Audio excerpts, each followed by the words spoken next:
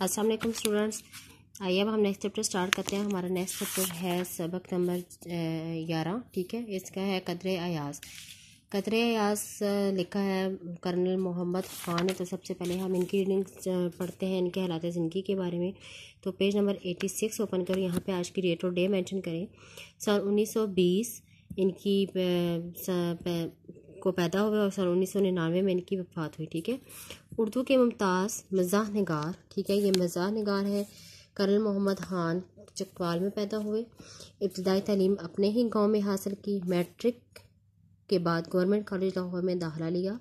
इसी दौरान में दूसरी जंग अजीम शुरू हो गई। चनाचा सन 1940 में बतौर सेकंड लेफ्टिनेंट कमीशन इन्हें हासिल किया था। कैंप पाकिस्तान के बाद दिफा पाकिस्तान में हिस्सा लिया।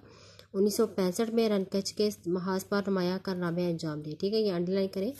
कर्नल मोहम्मद ख़ान के कर्नल के ओहदे पर पहुंचकर मुलाजमत से सबकदोश हो गए। उन्होंने मुलाजमत छोड़ दी और मुस्तकिल तौर पर रावलपिंडी में सुकूनत इख्तियार कर ली। ठीक है, कर्नल मोहम्मद ख़ान का तर्ज तहरीर सादा और दिलचस्प के असलूब निगारिश है। उनकी तहरीरों का हुसन सादगी का असल हुसन जो था वो सादगी और खलूस है। वो बीतते हुए वाक़यात को इस अंदाज में बयान करते हैं कि उनमें छुपी हुई ज़राफ़त दिल में घर कर जाती है।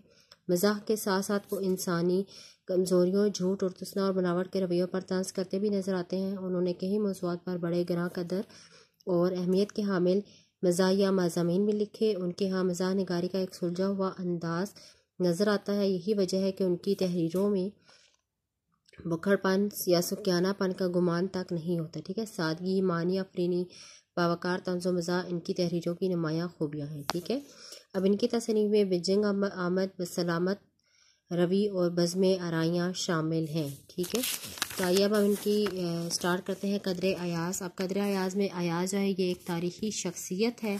ठीक है, अब तारीख़ी शख्सियत, अब ये तारीख़ी शख्सियत कौन है कि अयाज जो है वो हिंदुस्तान के मशहूर सुल्तान महमूद गज़नवी का महबूब अमीर और सिपा सालार था। ठीक है, इब्तदाई हालात तारीख़ में नहीं मिलते। मोरिख बहकी के मुताबिक ये सुल्तान महमूद गज़नवी के इन 8 ग़ुलामों में से था जो उनकी तालीम और तरबियत का ख़ास एहतमाम किया जाता था। ठीक है, और उनकी खिदमत और आसाइश के लिए खिदमतगार मुकर्रर किए जाते थे। सुल्तान महमूद की वफ़ात के बाद उनके फरजाद मोहम्मद को, जो गजना में मौजूद था, तख्त पर बिठाने वाले उमरा में अयाज का नाम भी शामिल। ठीक है, तो ये कदर अयाज उनके नाम से ही माखूज है। ठीक है, तो आइए अब हम इस चैप्टर की रीडिंग स्टार्ट करते हैं कि इस चैप्टर में क्या बताया गया है। अयाज जो है ये सुल्तान महमूद गज़नवी का चहीता ग़ुलाम है। ठीक है, तो मैं अब इस चैप्टर की आपने रीडिंग करनी है खुद से, और मैं यहाँ पे आपको बता देती हूँ कि इस चैप्टर में क्या बताया गया है।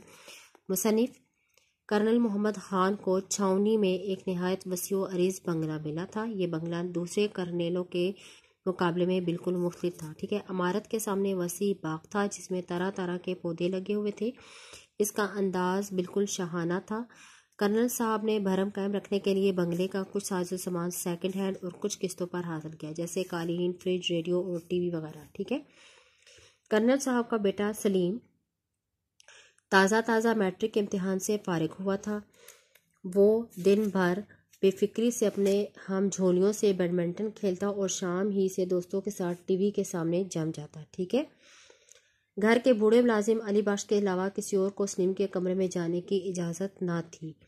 अली बख्श को सलीम से उन्स था। ठीक है, एक दिन सलीम की गैर हाजिरी में उसका एक दोस्त आया और वह बरामदे में ही कुर्सी पर बैठकर वापस चला गया। बाद में सलीम को पता चला तो अली बख्श से नाराज़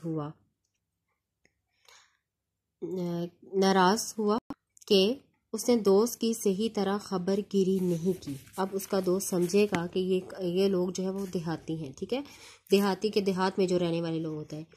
अली बख्श को सलीम की डांट का बड़ा रंज हुआ। जब ये बात कर्नल साहब तक पहुंची तो उन्होंने महसूस किया कि तनाज़ा मामूली है जो चाय की एक प्याली पर ख़त्म हो सकता है।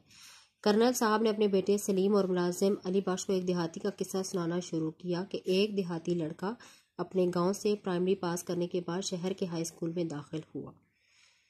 ठीक, पहले दिन जब वो स्कूल पहुंचा तो उसने सर पर साफा बांध रखा था, बदन पर कुर्ता और पाँव में पोठोहारी जूता। ठीक है, मास्टर जी ने शलवार पहनने को कहा तो वो बोला, ओ खुदाया, शलवार तो लड़कियां पहनती है। स्कूल में उसे छोटा चौधरी कहा जाता था। ठीक है, इस स्कूल के सेकंड मास्टर कोट पतलून पहनते थे। वो हर फिक्रे में 2-3 अल्फाज अंग्रेज़ी के बोलते थे। एक दिन वो शिकार खेलते हुए छोटे चौधरी के गांव जा पहुंचे। ठीक है, रात हो रही थी, इसलिए उन्होंने छोटी चौधरी के घर ही में रात बसर करने का प्रोग्राम बना लिया। छोटा चौधरी वैसे तो मास्टर साहब को देखकर बहुत खुश हुआ, लेकिन वो हैरान था कि इनकी खिदमत कैसे की जाए। छोटे साहब ने मास्टर साहब को चौपाल में ठहराया, जिसमें एक तरफ घोड़ी बंधी हुई थी और दूसरी तरफ गांव के कुछ लोग आग के इर्द गिर्द बैठे हुए थे। ठीक है, सब लोगों ने मास्टर साहब का खूब इस्तकबाल किया और बारी बारी उनकी खैरियत पूछी। मास्टर साहब को एक रंगीनी चरपाई पर बिठाया गया और मकई के भट्टे पेश किए गए। मास्टर जी ने चाय की फरमाइश की, लेकिन गांव में चाय का रवाज ना था।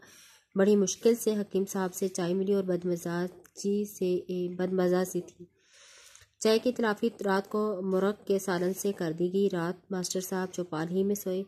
सुबह मास्टर साहब ने हरे भरे खेतों की सैर की और गांव की मस्जिद के गुसलखाने में गुस्ल किए। फिर मास्टर जी शहर में वापस आ गए। सलीम ने कहा कि फिर छोटा चौधरी स्कूल तो ना गया होगा, मगर अब्बा जान ने कहा कि छोटा चौधरी बाकायदा स्कूल जाता रहा और फिर पढ़ लिख कर फौज में भर्ती हो गया। सलीम ने छोटे चौधरी से मिलने की फरमाइश की तो अब्बा जान ने अपनी बाहें फैला दी। सलीम समझ गया कि छोटा चौधरी कौन है। अब उसकी आंखों में एक देहाती के लिए प्यार की चमक थी। यानी इस कहानी में देहाती क्या बताया गया है कि देहाती होना कोई जिल्लत या शर्म की बात नहीं, किसी शख्स के उसके देहाती होने के बायस नफरत नहीं करनी चाहिए। ठीक है, देहाती भी अगर आखिर इंसान है, उनमें सादगी और मोहब्बत, खलूस और मोहब्बत के जज्बात होते हैं।